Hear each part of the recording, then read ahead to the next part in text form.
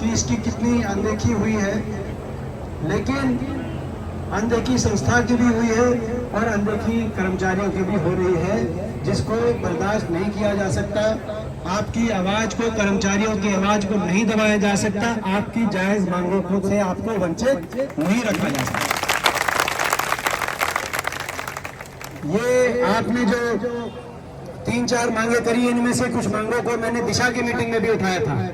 जो जिला विकास निगरानी बैठक थी, उसमें जो घोटाला, जिस तरह का घोटाला यहाँ पे सामने आया, जहां गलत हस्ताक्षर करके और कई कुछ पदों पे बैठे हुए लोगों ने उसका मिसयूज करते हुए करोड़ों रुपया घोटाला करने का कार्य किया, कर्मचारियों के नाम पे, ठेकेदारी के नाम पे, कर्मचारियों के नाम पे।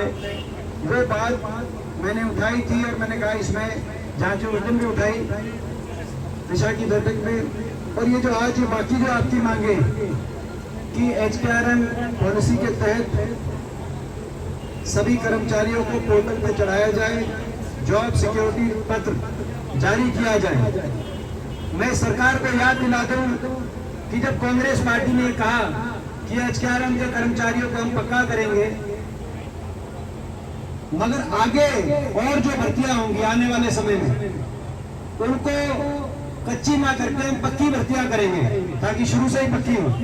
उसको दुष्प्रचार में माहिर सत्ता पक्ष ने ये दिखाया कि हम जैसे HKRM कर्मचारियों के खिलाफ, और उसके बाद जब सत्ता में आ गई बीजेपी, तो HKRM के कर्मचारियों को पक्का तो किया नहीं। पहले मैं HKRM की बात करूं, उनको पक्का तो किया नहीं, बल्कि उनको हटाने का कार्य, कई जगह उसके भी धरने चल रहे कि HKRM कर्मचारियों को हटाने का कार्य किया, जॉब सिक्योरिटी के नाम पर। मगर वो पक्की सरकारी नौकरी में कन्वर्ट नहीं किया HKRM, जो कांग्रेस पार्टी करने जा रही थी। और हमारी मांग भी है, हमारा संघर्ष भी है, भाई लड़ाई भी है कि आने वाले समय में HKRM कर्मचारियों को पक्का से पक्की सरकारी के रूप में हमारी मांग।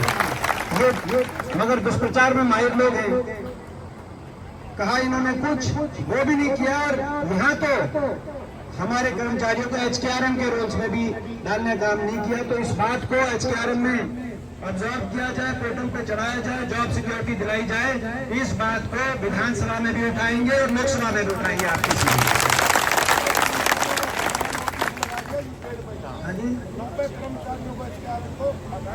यहाँ पे आने का नोटिस यहाँ पे लगाया गया है, जो हड़ताल में बैठे हैं, और 92 आदमियों का हटाने का नोटिस भी लगा रखा है, उठाने का। 92 आदमी हटाए जाएंगे, वो बता रही है। तो ये जो भाई जो बात कह रही हैं, तो भाई ये मैं सरकार से कहना चाहता हूँ कि समाधान करे और PGI के कर्मचारियों को अकेला मत समझे सरकार। अगर ऐसा कुछ काम किया तो इनके साथ बैठना पड़ेगा, तो इनके साथ भी बैठेंगे। इनकी आवाज को अकेला ना समझे। प्रदेश में सत्ता आपके पास है, लेकिन प्रजातंत्र में सत्ता पक्ष और विपक्ष दोनों की बराबर की भूमिका है। बाबा साहब ये हम सिखा के गए। लोकतंत्र में, संविधान में मात्र आधा प्रतिशत वोट ज्यादा आपकी आई है। मात्र 22,000 वोट प्रदेश में ज्यादा आपको मिले हैं। जितने 5 सांसद आपके लोकसभा में, 5 ही हमारे हैं। 37 विधायक दल, 37 का विधायक दल विपक्ष में मौजूद है। अगर यहाँ पर किसी कर्मचारी पर अगर आपने गलत कार्रवाई करी, तो विपक्ष विधानसभा में सदन से लेकर सड़क तक जो लड़ाई लड़नी होगी हम लड़ेंगे।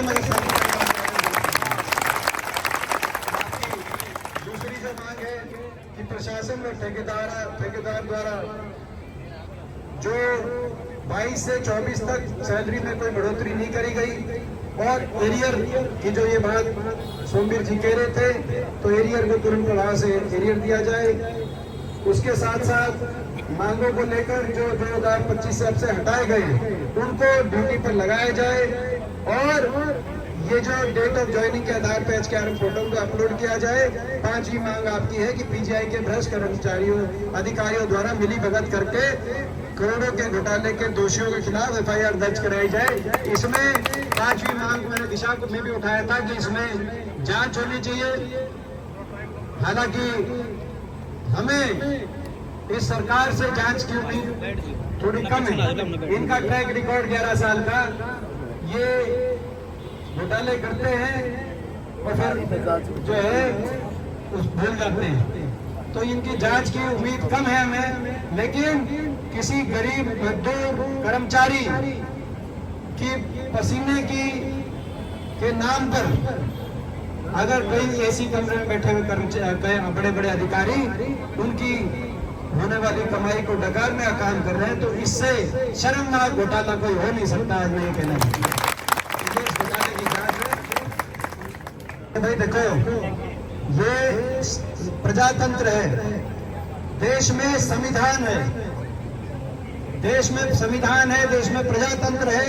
सबको अपना अधिकार है अपनी मांग रखने का, अपनी मांग के लिए संघर्ष करने का। कोई इस अधिकार से किसी को वंचित नहीं कर सकता। तो कोई ऐसा बताया गया है कि कुछ लोग दबाव बनाते हैं, कोई जो है बाहुबली किस्म के लोग हैं जो इस तरह के, जो ऐसी कोई भी मेरे पास रिपोर्ट आई है पीछे से बता रहे हैं भाई इस तरह के कोई लोग हैं।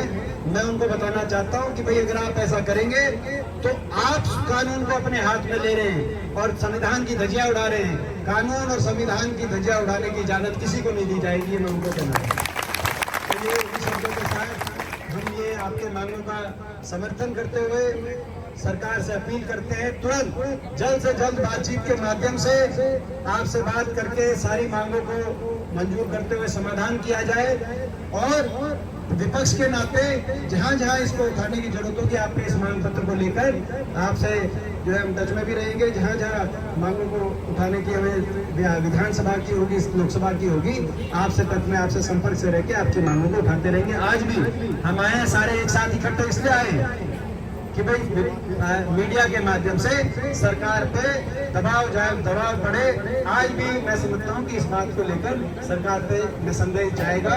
तो इन्हीं शब्दों के साथ एक बार सभी को आप सबका करते हुए भाई मैं भी एक नारा लगाते हुए, भाई क्या नारा लगा रहे थे भाई, कर्मचारी एकता।